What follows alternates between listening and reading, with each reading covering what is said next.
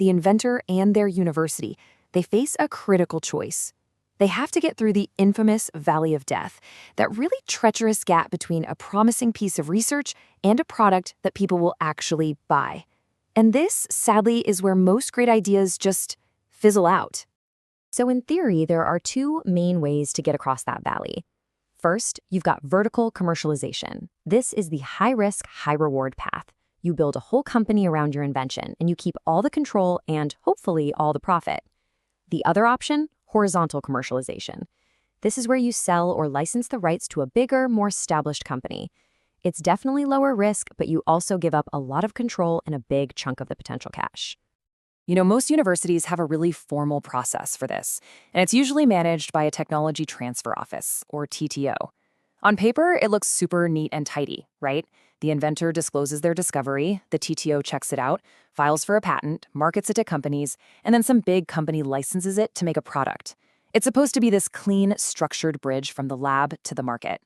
But, and this is where it gets really interesting, that neat official process? Yeah, that's often not how the biggest successes actually happen.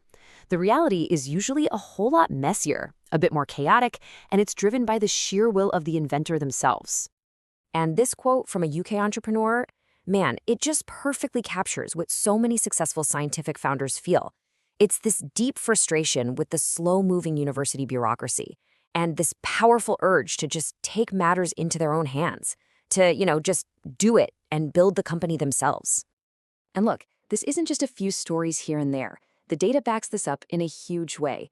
A 50-year analysis of inventions from Stanford found that a staggering 59% of the most profitable technologies, we're talking ones that earned over $10 million, were commercialized not by some big corporation, but by the inventor's own startup. They took that high-risk, high-reward path we talked about. Okay, and check out this fascinating, totally counterintuitive twist from that same Stanford study. You'd think that describing your invention with all these exciting, positive words would help, right? Novel? Significant? But the data shows that when an invention's description is packed with hype words like that, it actually tends to make less money. It seems the best innovations just let the technology do the talking. But wait, the story of an idea doesn't just end when a patent is granted or a product hits the shelves. No, sometimes the most interesting chapter begins long after that legal protection just disappears. So what happens when a patent dies? Well, after about 20 years, a patent expires, and it enters what's called the public domain.